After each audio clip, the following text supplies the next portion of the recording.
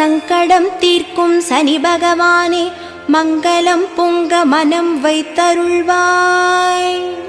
சச்சரவின்றி சாகா நெறியில் இச்சகம் வாழ இன்னருள் தாத்தா.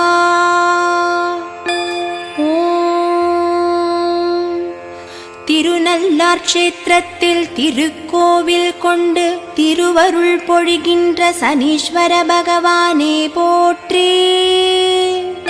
கிரகமண்டலத்தில் வில்லில் ஆசனம் அமைத்து அமர்ந்திருப்போனே போற்றி.